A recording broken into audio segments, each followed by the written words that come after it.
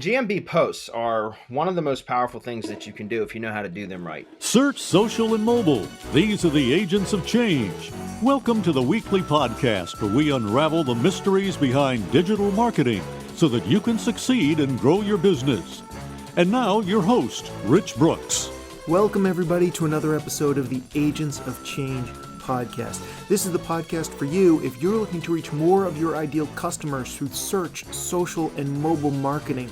Really through any digital marketing whatsoever. That's what we talk about here on the show. My name is Rich Brooks. I'm going to be your host today and every day. And we are up to episode 320 of the Agents of Change podcast, powered by Flight New Media. Today we're going to be talking about how to take best advantage of Google My Business and drive local traffic both online and in real life. There's some very interesting things going on in those areas, and our guest today is an expert in maximizing your results in the local pack and beyond. So this past weekend I was taking my older daughter around for college tours, and we visited a college that had shown interest in her volleyball playing skills. She's pretty serious about her volleyball. She was team captain this year on her high school team, and she plays at a pretty high level on one of the traveling teams and wants to continue playing.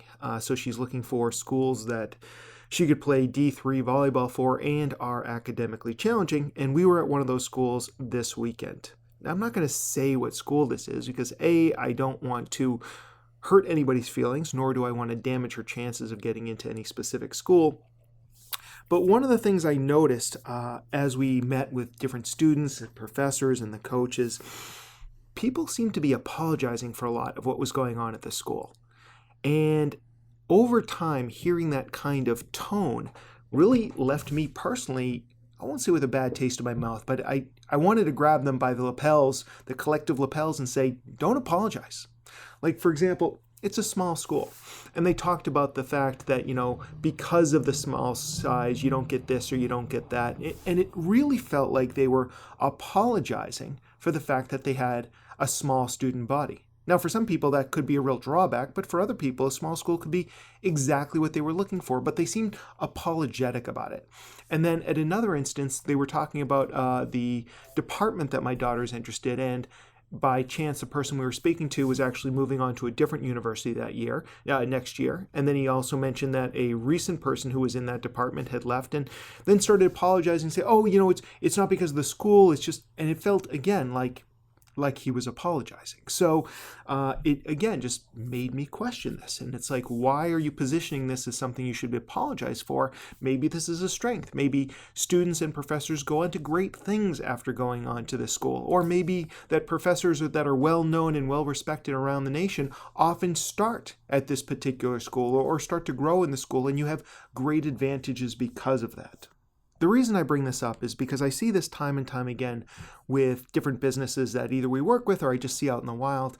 And I think about the fact that you should never be apologizing for what you are. Instead, focus on the strengths that it brings. A small student body could really be about having small class size, and that should be what your talking points are, or the number of professors to students. So there's a lot of different ways of framing the same piece of information, and you should be thinking about that framing, that branding, that positioning as you think about your marketing message as we look into 2020 and beyond. Anyway, I hope that gives you something to chew on.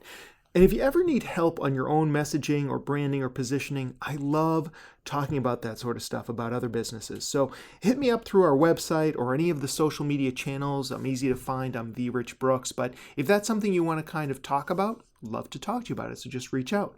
Now, let's get down and dirty with Google My Business. My guest today is co-founder and senior partner at Semantic Mastery and a self-proclaimed digital marketing addict. In 2010, he recognized that the marketing landscape had shifted to the digital space, so he left real estate and began learning web design, SEO, and social media.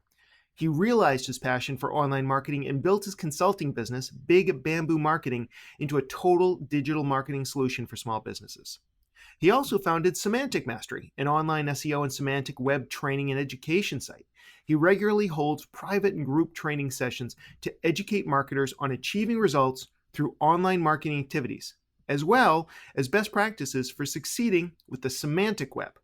With his partners, he consistently delivers proven, results-oriented training to help marketers and business owners succeed. I'm very pleased to be speaking with Bradley Benner. Hi, Rich. Thank you for having me. It's great to have you on the show. Tell me a little bit more about what you're doing over at Semantic Mastery. I saw you had a couple of cool looking programs over there. Well, yeah, thanks. We teach basically SEO and digital marketing for people to get better results. Our primary audience want to be digital marketing consultants and or agency owners, so people that are either aspiring to get into the business or trying to get better results. My partners and I've got four additional partners spread all around the world. Only one of them is in the U.S. I have one in Austria, one in Costa Rica, and one in Argentina. And we kind of hooked up through a mastermind, a digital agency marketing mastermind way back in like 2011, I think it was, might have been 2012. And I had created an accountability meeting on a weekly accountability meeting where we would just meet and share ideas. We each have our own agencies. We each do digital marketing at some form of digital marketing, whether it's SEO or paid advertising or content marketing or email marketing or whatever. So each one of us kind of have our own businesses, and we decided we wanted to meet on a weekly basis to just kind of share what was working and what wasn't working, and improve each other's businesses. And we invited some of the other people that were in the mastermind that we were in just to come and attend and share their information too. But what was funny was within a few weeks, really there was only the five of us that were sharing information regularly. Everybody else was just coming and listening and gleaning information from it. So after several months of this, we realized that what we had was we could monetize it and turn it into a business. And funny enough, we think our material, what we were sharing, was actually better than the high level mastermind information that we were receiving from that mastermind. So we ended up forming a company, Semantic Mastery, in 2013. And ever since then, we've been teaching, again, agency owners and marketing consultants, digital marketing consultants, to get better results. That's awesome. And I also belong to an agency mastermind, so it's interesting to see the direction that you took yours in. And is that what Hump Day Hangouts are, or is that something else that you're doing? Yeah, well, Hump Day Hangouts is our free weekly webinar series it's basically a digital marketing Q&A session. It's an hour every single Wednesday at 4 p.m. Eastern. In fact, yesterday was our 259th episode, which means next week is our 5-year anniversary. Nice. And and so we do that just because, honestly, it was primarily, we started it for lead generation into our own funnels, but at the same time, we've come to really enjoy that. It's kind of a way, this business, this industry has been good to us, and it's kind of our way to give back. Awesome. Now, let's shift gears a little bit and talk a little bit about Google My Business. And Sure. I know a lot of marketers think of Google My Business, or GMB, as a set it and forget it tool for local SEO. But you claim that you generate leads with GMB. How are you accomplishing that? Well, through activity primarily, and I would disagree wholeheartedly with set and forget. If you use GMB, we'll use that for short. If you use GMB properly, which is activity based primarily, you can get a lot of leads from it. And obviously, there's some other things that you can do to kind of facilitate that, to help speed things up and get better results outside of GMB. But specifically inside the Google My Business dashboard, there's a lot of tools that Google gives you now, and they're free to use.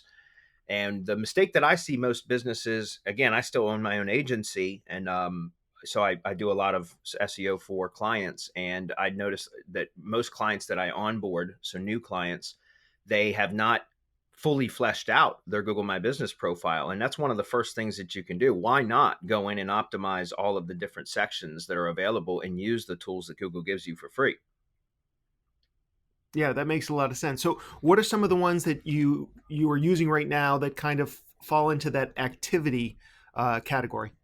Well, GMB posts are one of the most powerful things that you can do if you know how to do them right. Now, GMB posts are very much like creating a post on a company Facebook page, right? So it's basically an update. It's like a small blog post, but it feeds directly into the Google My Business profile, the knowledge panel. So obviously, if you go to Google and do a search for your company's brand name, it's going to pull up a knowledge panel on the right side of the screen, and the post will show up right there. Now, we're talking about specifically on a desktop or a laptop, but really what the tools are designed for inside the Google My Business platform is for mobile users, mobile searchers, because remember, about 70% of searches with local intent originate from mobile devices. And so what that means is that people that are searching with mobile devices, Google My Business platform and the tools that they give you now are really developed to serve that local market, that local searcher.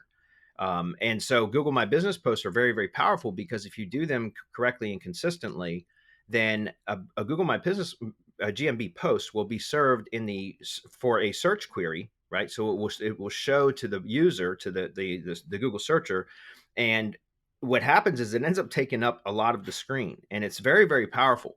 There's some very specific tactics that I think we're going to get into today that you can use to get much better results from those. Well, let's get into them. What kind of things are you doing that you're seeing make the biggest impact? And I'm also curious to know how many times a week or a month do you think the typical business should be adding Google Posts to their GMB listings? Well, that's a great question. So to answer that question first, and then we'll get into some very specific methods. I think it depends. That's the standard SEO answer to every question is it depends. But in this case, it really depends on the market and the level of competition and kind of what the other players in your space are doing. In other words, if it's a very content heavy type of business or industry, then you're going to need to post a lot more frequently, or what we call frequency of publishing. If it's something like, a roofing contractor that doesn't generally do a lot of content marketing, you can get away with less. But what I recommend as kind of a rule of thumb is to start off with at the very minimum three posts per week or 5 posts per week. If it's a 7-day a week business, then why not do at least 1 post per day? They're very easy to do. You don't need a lot of text. They're image and or video based posts, but you should still include text. And we're going to talk about how to get some much more traction out of them by using specific keywords and certain text types. But again, it's about frequency of publishing. More equals better is the way that I look at it. I'm really amazed that you said one per day and then also doing things like video. So can you walk me through maybe an example with a client or something like that Sure. that you've done in the past where you're really seeing it? And feel free to work in the benefits of the text as well as the keywords or hashtags that you might be using in these posts. Okay, great. So there's a couple things that I would talk about here. To start with, we'll start with the text portion of it, which is very powerful. For example, if you go into your Google My Business dashboard and you look at on the left-hand panel, which is kind of like the navigation menu, there is what's called GMB Insights or it's Insights. And Insights is, if you click on that opens it up. It's like analytics for your Google Maps listing. And it will tell you right at the very top of that Insights page will show you the search queries that people have typed into Google that has given your Maps listing exposure in Google search. Okay. So especially for, well, I deal primarily with contractors as my client base. And what I've found, but even storefronts, you'll see a lot of near me type keywords. In other words, pet store near me, or plumber near me, or tree service near me, or tree removal near me, something like that, or variations of that near me keyword, such as nearby, in my area, close to me, that kind of stuff. And you'll see a large percentage of the impressions that your Maps listing gets from search are near me type queries. Now, those queries are great opportunities to use within the text of your GMB posts, because it's almost like Google gives you the keys to the kingdom, right? It tells you these are the queries that are giving your Maps listing impressions. If you use those more, you get even more impressions, right? And so all you have to do is you can click and drag and highlight and copy and paste them into a spreadsheet. And then you can extract all of the keywords. You can even change it from a 1-month report to a quarterly report. So you can extract all the different search queries that have given your Maps listings impressions, put them into a spreadsheet, have your content marketer or whether you're doing it in-house or you have somebody outside doing it, whatever, give them that list of keywords and then have them work them into a posting routine or posting schedule for your GMB posts. Now, using those near me keywords, the follow-up question I usually get when I talk about this is, well, how do you use a near me keyword in the text to make it sound readable, right? Without it sounding spammy? Very simply is put a question in. Did you just search for, and then put in quotes, plumber near me, ? Question mark. Well, look no further. You've called Joe's Plumbing for drain cleaning and any sort of plumbing repairs in Fairfax, Virginia. Contact us here. Phone number, link to website, right? So call to action, very short amount of text. It's all that's needed as far as the text. But the idea is to start to build that kind of portfolio or library up of GMB posts that contain those near me keywords and variations thereof, so that when somebody searches for that very specific query, Google wants to serve those posts up. Because, and here, So I'm sorry, go ahead. I was just going to say, so you're in this example, you're not creating a post like, oh, we're running a special on plumbing supplies today, or something that's timed necessarily. You're just creating a daily post in the same way you might put up a Facebook post or a tweet, and you're just regularly creating content around the keywords that you feel are most likely to be used to find a business like yours. Absolutely. Am I getting that correct? Yeah. Now, don't get me wrong. You can still, if you have specials and things, you absolutely should still post those as well. Remember, like I said, more equals better. So any excuse you have to post a GMB post, do it. But if you're the kind of person who regularly posts to LinkedIn or Facebook, depending on your type of business, what you're suggesting is just add GMB to these GMB posts to that mix. Like this should be part of your ongoing content creation online. Absolutely.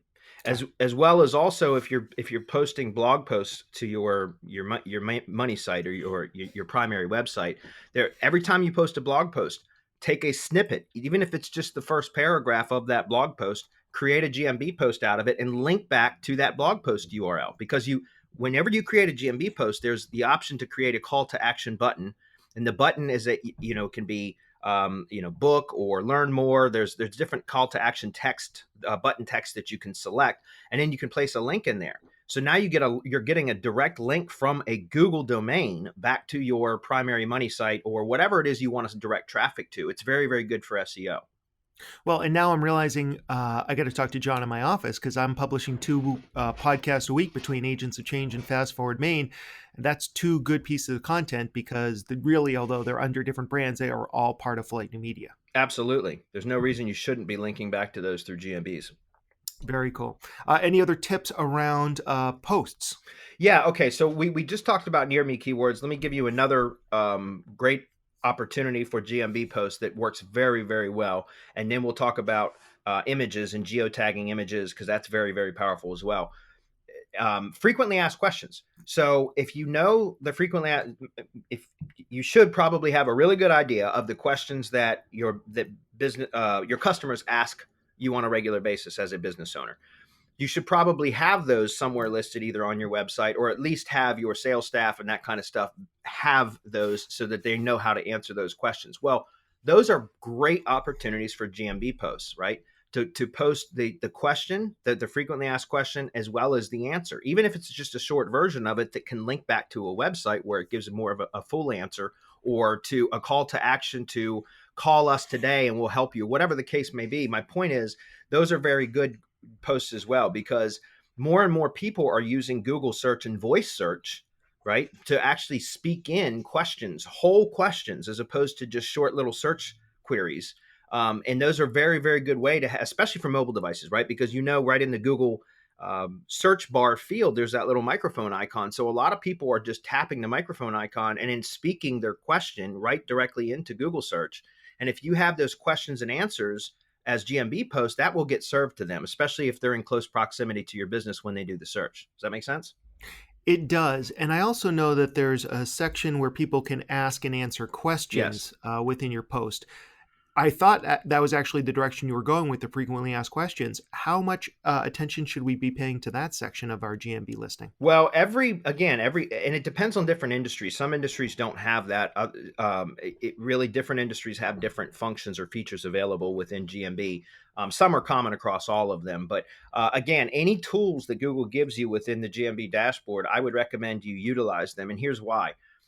Part of the reason that Google rolled all of these features out is because I'm not much of a Facebook marketer. I'm more the Google guy of my team. However, if you've ever done any Facebook marketing, like if you have a company page and you have a number of followers, if you do posts with, image or video posts, especially with no external links, it gets quite a bit of exposure. A lot of the people that follow your page will see it.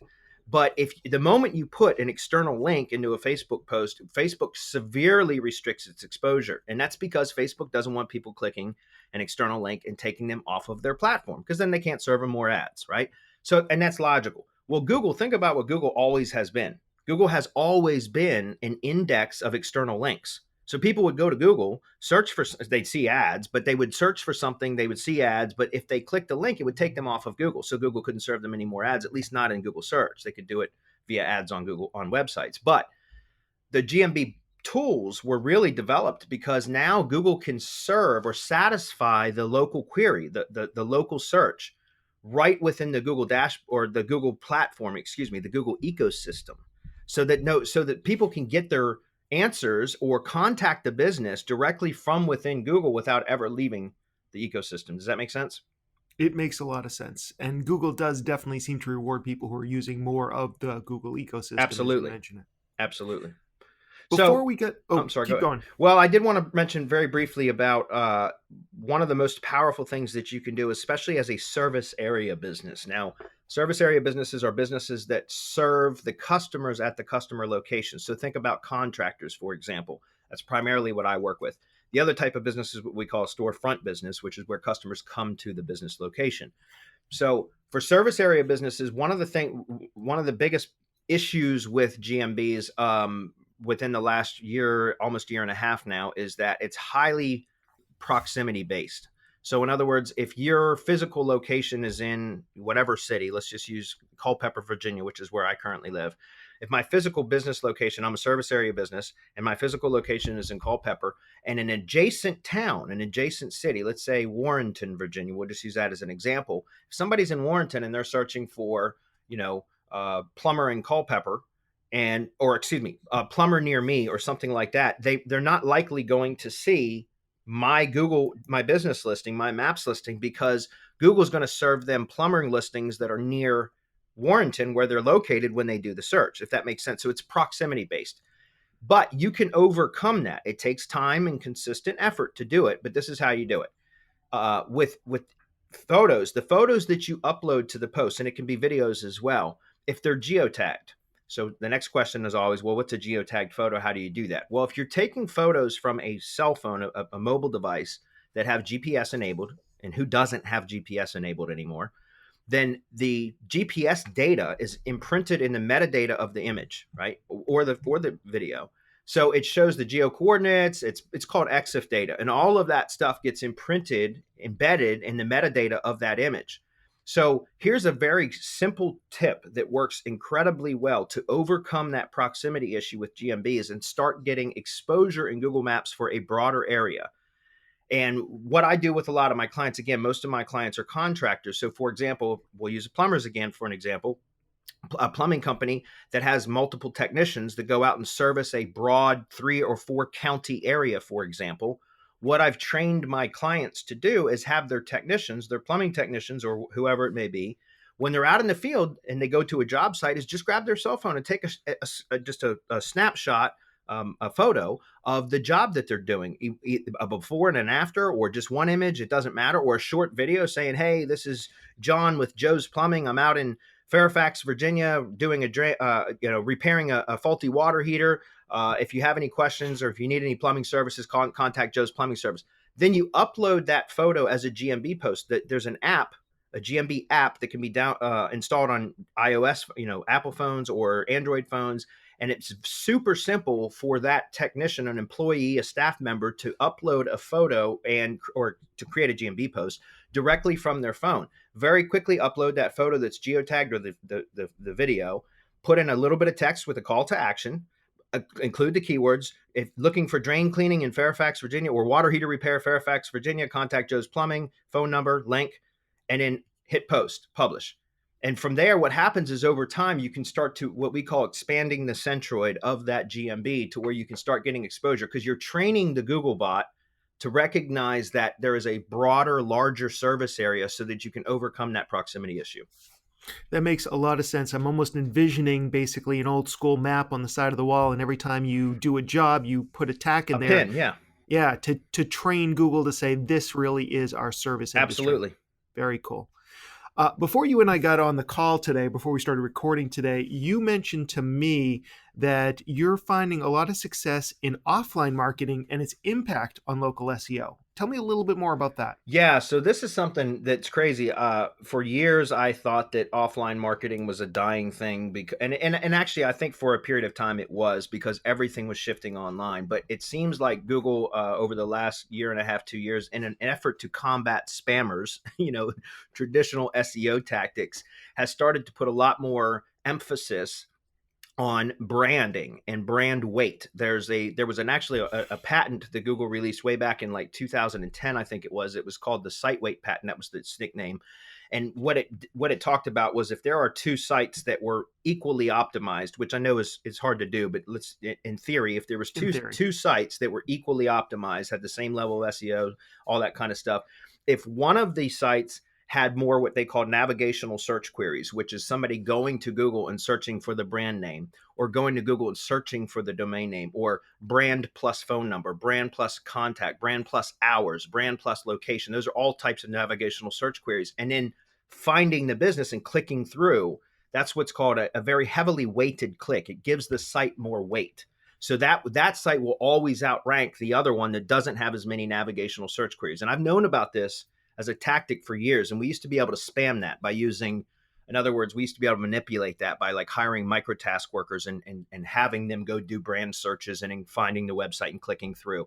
But over time, because the algorithm's gotten a lot smarter, now it's much more effective if you have clicks coming from local IPs going through, doing those navigational searches and then clicking through. If it's from an IP in another country, or it's for local searches, this is specifically for local searches. But if it's from an IP coming from another country or from across the states away, and it's not the local market that it serves, then those aren't weighted as heavily. So what I found, kind of by accident, serendipity, I kind of fell into this, was that I started another business of my own, and I started using direct mail as a primary lead generation source while I was building my digital presence. And what happened was, I found very, very quickly, within a matter of like 6 weeks, my website, which is really just a single landing page, so it wasn't siloed, not a lot of content, none of that, and my GMB started ranking number 2 position for my primary keywords with basically no SEO work done whatsoever. And I started scratching my head, what is causing this? And I dug into it and found out that it's because of the direct mail campaign that I was doing. A lot of people would get my direct mail piece and they would phone the number, or they would go directly to the landing page, which still counts as a good brand signal. If anybody's using a mobile device or they're using Chrome as their browser, it's still, Google tracks that and registers that as a direct visit, which is a huge brand signal. But a lot of people, instead of going directly to the landing page that was in the postcard or the letter that I was sending, or going to calling the phone number, would go to Google and search the brand name of the company that I had started. And then they would see the link in the index results or the knowledge panel, and they would click through.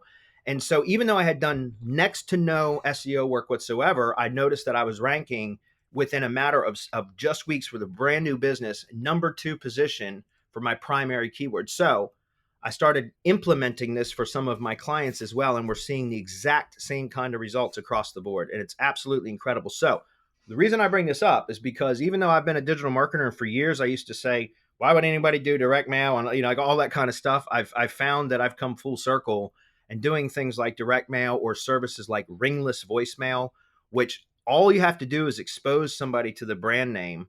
And if they're in the market or even curious, if they go to Google and do a search for that brand name and then click through, it's a huge signal. And it doesn't take many of those to start pushing your site up above competitors. That is really interesting. Now, it probably, until people discover it and then start abusing it, and then Google change the rules again. But for right now, it sounds like something that people should definitely consider jumping on, especially in the service industry, as you've been discussing. Absolutely. This has been great, and there's more questions I have, but I think that this is a perfect place to stop, except I do have one more question. I'm sorry. You mentioned that Google Drive can have an impact on our business. Now, we use Google Drive here at Flight and for AOC and for Fast Forward Main all the time. to share documents and stuff like that. But tell me how it plays into SEO as far as you're concerned. Okay, so this is one of my favorite things to talk about. I'll try to keep it brief, but uh, Google Drive, like Google is the most narcissistic company in the world, right? It absolutely loves itself, and that's part of the reason why GMB stuff works so well right now. Everybody or most people should know that YouTube is always ranked really, really well in Google search, and that's because it's a Google property.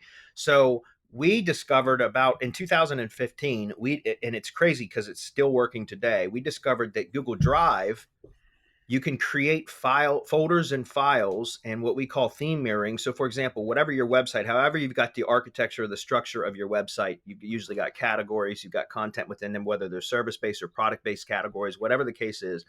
You can go into Google Drive and create a folder with your brand name, and then create subfolders that would mirror the structure of your site. So product and or service categories, so folders, and then create files within there. Now, by the way, I don't recommend anybody go out and actually do all this manual work themselves.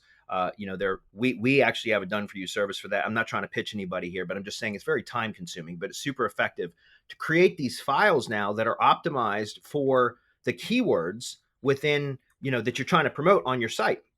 Now, what I mean by that is Google Sheets, Google Docs, Google Drawings, Google My Maps, Google Presentations, Google Forms. All of these, you optimize them, put content on them that is optimized for the keyword that you're trying to push, put them into the the products or service categories. So within those folders, all of that stuff links back to your main website, and then you turn those files and folders to public. So in other words, in Drive, when you go to add permissions, you can have them, anybody with the link can view, or you can turn them to public, anybody on the web can find.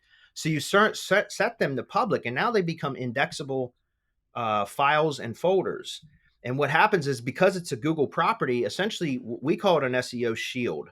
We create what we call a Drive stack. Okay, so it's a Google Drive stack that we mirror the site architecture into a Drive stack, set it to public.